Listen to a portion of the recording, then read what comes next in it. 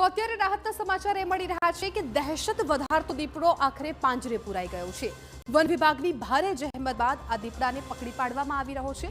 સાથે હવે એ પણ જાણકારી આપના સુધી પહોંચાડવી છે કે જે આ દીપડો આતંક મચાવી રહ્યો છે એ દીપડાએ છેલ્લા કેટલાય સમયથી અનેક લોકોના જીવ લીધા છે તેનો આંકડો કેટલો છે અને છેલ્લા 2 વર્ષ દરમિયાન આ દીપડાએ કેટલા લોકો પર હુમલાઓ કર્યા છે। તો સતત સૌરાષ્ટ્રમાં દીપડાના આટાફેરા વધી રહ્યા છે। લોકો પર હુમલાઓની ઘટનામાં પણ વધારો જોવા મળી રહ્યો છે। ત્યારે છેલ્લા 2 વર્ષની જો વાત કરવામાં આવે તો છેલ્લા 2 વર્ષમાં દીપડાના હુમલામાં લગભગ 27 લોકોના જીવ ગયા છે। ખૂબ મોટો આંકડો કહી શકાય। છેલ્લા 1 વર્ષની જો વાત કરવામાં આવે તો દીપડાના હુમલામાં 14 લોકોએ પોતાનો જીવ ગુમાવવાનો વારો આવ્યો હતો અને હજુ પણ આ ઘટના સતત બનતી રહે છે।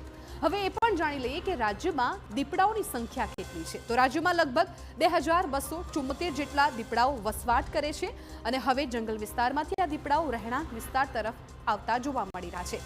ખાસ સૌરાષ્ટ્રની વાત કરવામાં આવે તો સૌરાષ્ટ્રમાં સૌથી વધારે દીપડા હોવાની શક્યતાઓ જોવાઈ રહી છે અને સૌરાષ્ટ્રમાં જ દીપડાઓના હુમલાની ઘટનાઓ પણ સૌથી વધારે જોવા બનતી હોય છે। એટલે આ દીપડો અત્યારે પાંજરે પુરાઈ ગયો છે, રાહતના સમાચાર છે, પરંતુ રાજ્યમાં જે પ્રકારે આ ઘટનાઓ વધી રહી છે એ અનેક સવાલો પણ ઊભા કરી રહી છે। પરંતુ આ જે ઘટના છે તેમાં રાહતની વાત એ છે કે દીપડો પાંજરે પુરાઈ ગયો છે।